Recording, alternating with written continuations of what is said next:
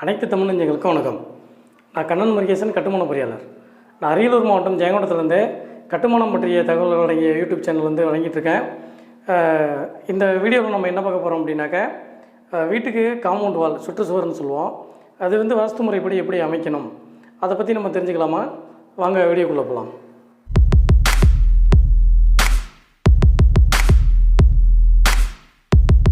Compound wall அப்படிங்கிறது பார்த்திங்கன்னா ஒரு வீட்டுக்கு ரொம்ப முக்கியமான ஒரு அமைப்பு.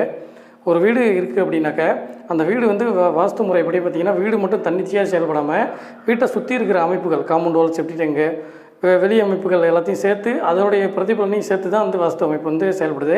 அதுகளை பொறுத்து தான் நம்மளுக்கு வாஸ்துடைய பலனும் கிடைக்கிது. அந்த வகையில் காம்பவுண்ட் வால்ங்கிறது ரொம்ப முக்கியமான ஒன்று. உங்களோட இடத்தோடைய அத்தில் நீங்கள் முள்வெளி போடுறதுங்கிறது உங்கள் இடத்தோடைய அளவு இது வரைக்கும் இருக்குதுன்னு காட்டுறதுக்கு தான் உதவி வழிய அந்த காம்பவுண்ட் வால் தரக்கூடிய பலன்களை உங்களுக்கு கண்டிப்பாக தராது. வாஸ்து பலன்கள் உங்களுக்கு காம்பவுண்ட் வால் எப்படி கிடைக்கும் அப்படின்னாக்கா, சக்தி ஈசானி மூலையே உள்ளே வந்ததுனாக்கா தென் மேற்கு மூலையை போயிட்டு திருப்பி நம்ம மனைக்குள்ளேயே சுற்றி வரணும். அப்போ அந்த காம்பவுண்ட் வால் இருந்தால் தான் அந்த நிகழ்வு நடைபெறும். அதுக்கு எந்த மாதிரியான அமைப்புகள் இருக்கணும் அப்படின்னு பார்த்தீங்கன்னாக்கா, முதல் பாயிண்ட் ஒரு மனையோடைய நீளம், அதாவது அகலத்தை விட நீளம். இப்போ நம்ம நின்று பார்க்குறோம்னா நீளம் தூரமாக தெரிகிறது, இப்படி தெரிகிறது அகலம். அகலத்தை விட நீளம் பார்த்திங்கன்னா 2 மடங்கு வரை அதிகமாக இருக்கலாம். இல்லை அகலம் கூட ஒரு சிலருக்கு ஃப்ளாட் மெயின் ரோட்டில் அகலத்துலேயும் இப்படி இருக்கும். எது இருந்தாலும் சரி தான், ஒரு மனை பார்த்திங்கன்னா நீளம் அகலம் ரேஷியோ பார்த்திங்கன்னா 2 மடங்குக்கு மேலே இருக்கக்கூடாது. ரொம்ப ஏன் அப்படி சொல்கிறேன்னு வச்சுக்கலாம், ஒரு சிலருக்கு பார்த்திங்கன்னா வால் மாதிரி இருக்கும் நீட்டாக, ஒரு 25 அடி 30 அடி அகலத்தில் 100 அடி 200 அடி இருக்கும். அந்த மாதிரி இருந்ததுன்னா என்ன பண்ணணும் அப்படின்னாக்கா, உங்கள் வீட்டோடைய அமைப்பை பொறுத்து அந்த வாஸ்து பலன் கிடைக்கிற மாதிரி வச்சு அது தனியாக காம்பவுண்ட் கட்டி செப்பரேட் பண்ணிடணும். அதுக்கப்புறம் இருக்கிற இடத்த தனியாக நீங்கள் பயன்படுத்திக்கணும். அது நீங்கள் மொத்த இடத்துக்கு காம்பவுண்ட் போட்டிங்கன்னா அங்கே வாஸ்து சரியாக வேலை செய்யாது. அதோடைய பலன்கள் நீர்த்து போகிறதுக்கு வாய்ப்புகள் நிறையா இருக்குது. அது மாதிரி பார்த்திங்கன்னா காம்பவுண்ட் கட்டும்போது பார்த்திங்கன்னா உங்களுடைய தென்மேற்கு மூலை பர்ஃபெக்டாக 90 டிகிரியில் இருக்கணும். ஏன் அப்படின்னாக்கா, இந்த மூலை பார்த்திங்கன்னா நம்மளுக்கு டோட்டலாக இங்கேருந்து சக்தி வெளில போகாமல் திருப்பி இங்கே வரக்கூடிய மூலை. இந்த மூலை பார்த்திங்கன்னா இங்கேருந்து பார்த்தாலும் நீச்சமாக வரும், இங்கேருந்து பார்த்தாலும் நீச்சமாக வரும். நீச்சம் வளர்ச்சி அடையக்கூடாதுங்கிறதுனால நம்மளுக்கு இந்த ஒரு வேளை வளர்ச்சியாக இருந்ததுன்னா கட் பண்ணிட்டு 90 டிகிரியில் வச்சுக்கிறது ரொம்ப நல்லது.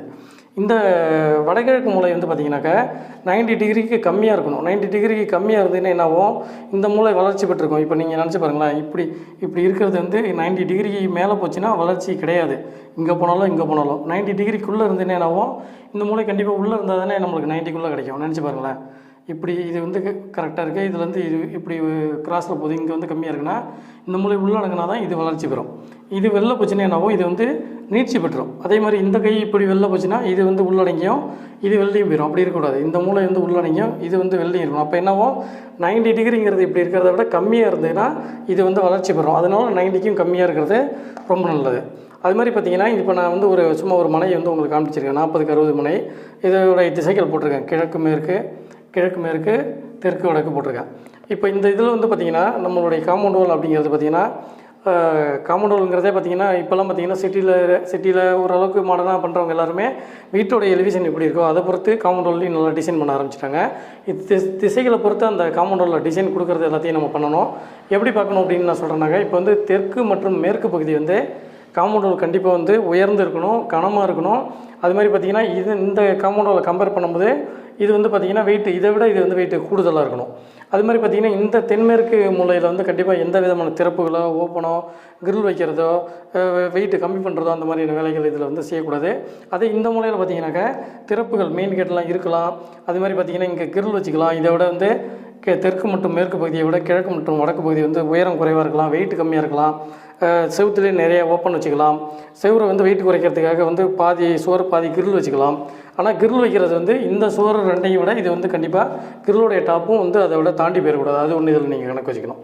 அடுத்து பார்த்திங்கன்னா, இப்போ தெருக்குத்து இருக்கிற மனையாக இருக்குது அப்படின்னாக்கா, நல்ல தெருக்குத்து நம்ம எது சொல்லியிருக்கோம், வடகிழக்கு, அதாவது வடக்கு மற்றும் கிழக்கு பார்த்த மனைக்கு வடகிழக்கில் வடக்கு பகுதி வடகிழக்குக்கும் கிழக்கு பகுதி வடகிழக்குக்கும் வர தெருக்குத்து நல்ல தெருக்குத்து. இந்த இடத்துல மெயின் கேட் அமைச்சு சக்தி முழுமையாக உங்களுக்கு உள்ளே கிடைக்கிற மாதிரி பண்ணிக்கிறது நல்லது. இதே ஒரு கெட்ட தெருக்குத்துன்னு சொல்லியிருக்கோம்.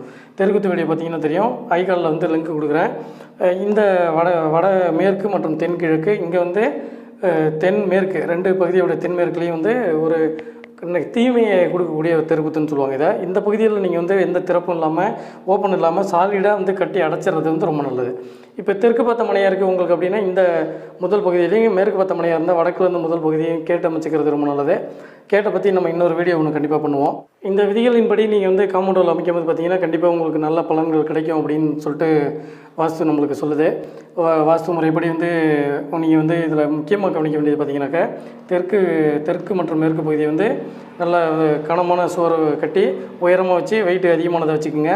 இந்த பகுதிகளில் வந்து வெயிட்டு குறைவாக பண்ணி இந்த நம்ம சொன்ன மாதிரி வந்து கிரில் ஓப்பன் இந்த மாதிரிலாம் பண்ணிக்கோங்க. உங்களுக்கு ஒரு வேளை வந்து ஆர்கிடெக்சர் வியூ வந்து காம்பவுண்ட் நல்லா டிசைன் கொடுத்துருக்காங்க அப்படின்னா டிசைனில் நீங்கள் வந்து தெற்கு மற்றும் மேற்கு பகுதியில் தவிர்க்க வேண்டியது என்னென்னா டிசைனில் நிறைய ஓப்பன் கொடுக்குறது, கிரில் நிறைய கொடுக்குறது, இந்த மாதிரி இல்லாமல் சாலிடாக கட்டிட்டு அதில் வந்து உங்களுக்கு சுவர்லேயே 9 இன்ச் சுவர்லேயே 4.5 உள்ளடக்கி வர மாதிரி வச்சு அதில் ஓப்பன் எதுவும் இல்லாமல் ஒரு குரூ கட்டிங் மாதிரியோ வந்து பார்டர் மாதிரியோ அந்த மாதிரியான ஒர்க்கை கொடுத்து டிசைன் பண்ணிக்கிறது ரொம்ப நல்லது. இந்த பகுதியில் வந்து உங்களுக்கு ஸ்ட்ரக்சர் கொடுத்துருக்காங்க அப்படின்னாக்கா இதில் வந்து நல்லா பக்காவாக வந்து உங்களுக்கு எப்படி வேணுமோ நிறையா திறப்புகள் இருக்கிற மாதிரியான அமைப்பாக இந்த பகுதியில் செஞ்சுக்கிறது ரொம்ப நல்லது. இந்த வீடியோ வந்து கண்டிப்பாக ஒரு பயனுள்ள தகவல் உங்களுக்கு கொடுத்துருக்குன்னு நினைக்கிறேன். பிடிச்சிருந்ததுன்னா லைக் பண்ணுங்கள், இதை இந்த நண்பர்களுக்கும் ஷேர் பண்ணுங்கள். நம்ம சேனலில் வந்து ஃபஸ்ட்டாக பார்க்குறவங்க நம்மளோட வீடியோக்கள் நிறைய இருக்குது பாருங்கள். உங்களுக்கு வீடியோ பிடிச்சிருந்ததுன்னா மறக்காமல் சப்ஸ்கிரைப் பண்ணுங்கள், பெல் பட்டன் பக்கத்தில் இருக்கும் கிளிக் பண்ணிக்கோங்க. மீண்டும் இதே மாதிரி நல்ல தகவலோடு உங்களை சந்திக்கிறேன். நன்றி, வணக்கம்.